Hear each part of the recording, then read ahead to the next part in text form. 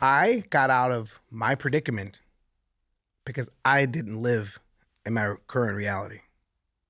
Had I lived in my current reality, I would still be in my reality that was constructed for me. Mm-hmm.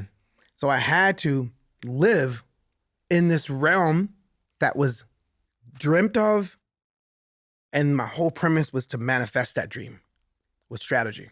So I had to live as if it was real. I had to live like I already moved my mom out the projects. I had to live like this gang doesn't want me. I'm no use for this gang. Why even get initiated and live that gang life?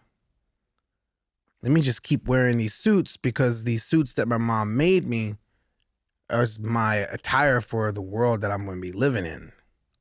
You have to live. If you living in some place that you know that you don't belong, you know you don't belong there. Why are you stuck in that? So if you want to be creative, more creative, you have to, one, compete. You have to be super analytical on yourself and who you're competing against.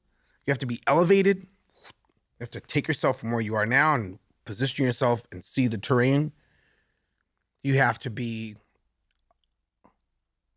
curious, humble, and a predator all at the same time. You have to do all those things to be hyper creative. You have to be humble to where you walk in the room and you attract, because nobody wants to freaking send, perspectives to a dick, to an arrogant ass. No, at some point in time, if you're too arrogant, people stop sending you information. People they want to see you. They want you to fail. And they start sending you information for you to fail when you're arrogant. So you got to get rid of that. Be humble. The reason why you're fearful is because you're worried about what people think. It's true. And if you're worried about what people think, then maybe true creative is not what you are. You just got the costume of creative on. Because creativity, when you're creating and it's like a rinse, whether the rinse, a sponge absorbs, and eventually you got to rinse it out so it can absorb more.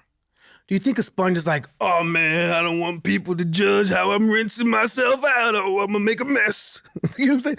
A sponge ain't thinking about that. People are like, are you talking about SpongeBob, Will? Like, no, bro, I'm talking about just like the metaphor of absorbing and rinsing. Or let's say vomiting. It's powerful. You can't control it. And that's creativity. And some people would be like, yeah, that's right, Will. The stuff you make is like vomit. You make me no. If that's what you think, I don't care. I have to let it out. It's like shitting. Now, people could say, yeah, Will.i.am, your shit is like shit. But I'm going to ask you, which farmer does not need manure to grow and cultivate? You need it. You cannot farm without it. You can't grow anything without it. It's like cycles of life. And creativity is that. The moment you start worried about people's opinion, then you definitely, by default, are not a creative. You're doing it for the wrong reasons. What is the right reasons? To let it out.